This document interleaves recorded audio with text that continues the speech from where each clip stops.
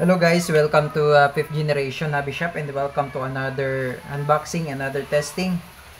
Shoutout po kay Sir Josepos Villanueva. Okay, so this is the Airgun Glock 17 Gen 5 pellet version by Umarex.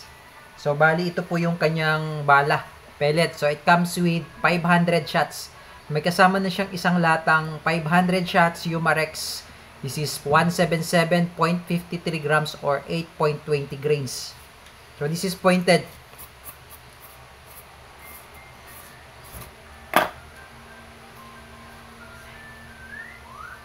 Yan. Yan po yung bala niya. Okay. And also comes with CO2. Bali may kasama siyang CO2. 5 perasong CO2 po. This is the propellant. And also comes with the silicone oil. Okay. So this is the box. Yan. Air gun. Caliber 4.5mm or 177. Ayan. 177 pellets. This is 21 rounder capacity. Ayan. 21 rounder capacity. Blowback. Rifled steel barrel. Double and single action.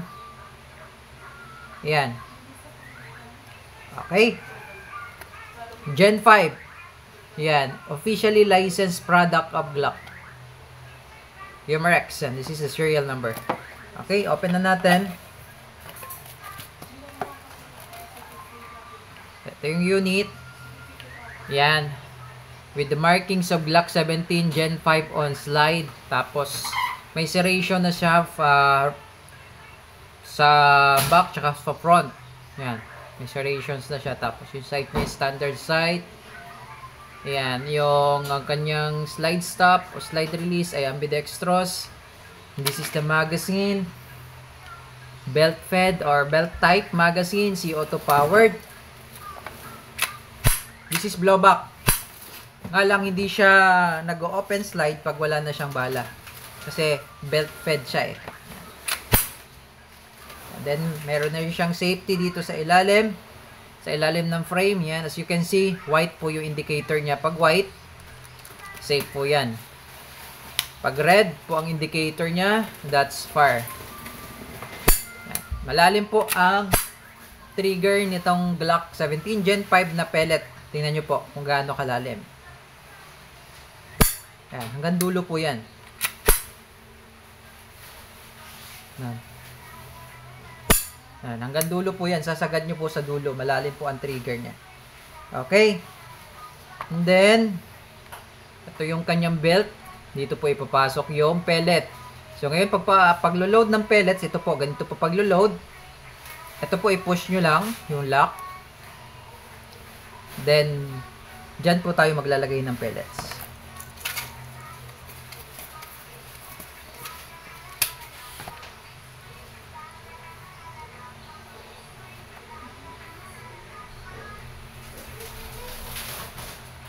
Ayan po.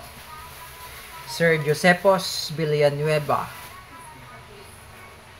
Ayan. So, dyan po ang pag-load ng pellets. Tapos, iikutin nyo lang po yung belt. Yung belt po, pwede nyo pong lagyan ng oil para smooth po yung pag-ikot. Ayan. And make sure lang, sir, na wala siyang nakausli na pellet. Kasi pwede po siyang kumalang.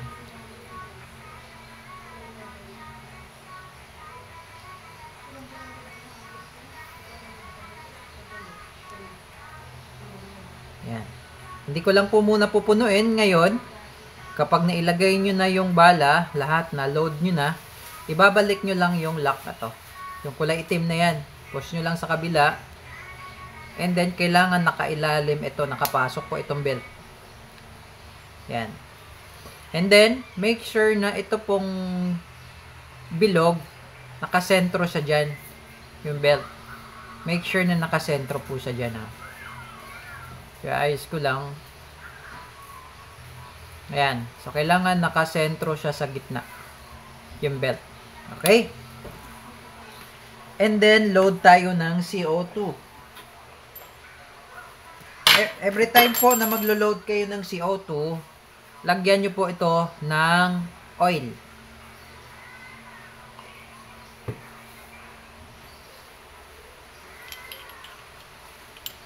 And then, may kasama na po siyang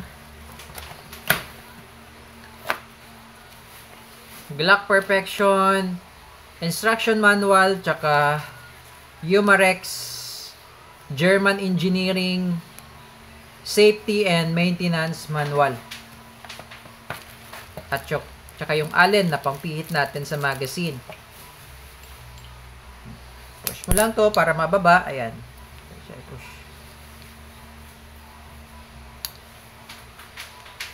Direkta. Ayan. Push nyo lang.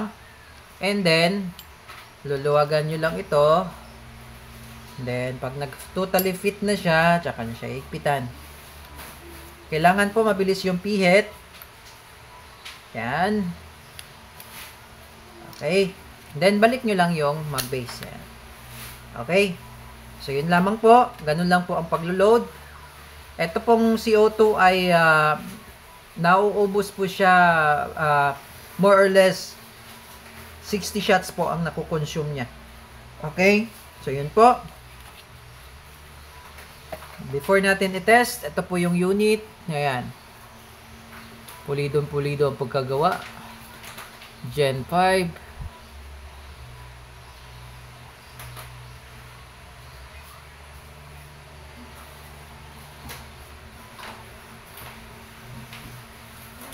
Ayan. So, pwede rin po siyang lagyan ng flashlight. Okay. So, testing po natin, Sir Josepos Villanueva. Okay, Sir Josepos. Testing, sir. Ayan. So, meron technique po dito para po maging smooth yung trigger. Dahil sa una, pagbago pa, syempre, medyo matigas po yung trigger dahil belt po siya, no? Hindi siya spring. So, ang technique dyan, kailangan nyo munang pakiramdaman yung braking ng wall system ng ating trigger. Ayan. Yun. So, pag marinig mo yun at maramdaman mo yung parang crack, standby ka muna sa trigger. And then, fire. Ayan. Para smooth. Ngayon, pwede rin namang direkta. Sa una lang naman yan, sir, pagbago yung belt. I mean, pagbago pa. Kasi yung belt medyo matigas talaga. Pero katagalan, lumalambot naman siya. Okay, then, ito naman. Pwede nyo siyang direkta kalabit.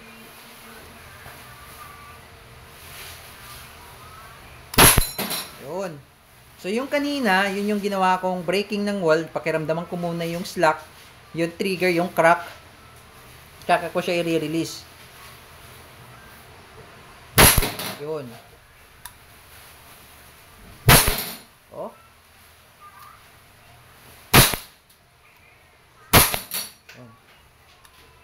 Pag wala na siyang bala, hindi siya nag-open slide dahil belt po siya. Okay? So, yun lamang po, Sir Josepos Villanueva. This is your Glock 17 Gen 5 pellet version airgun by Umarex.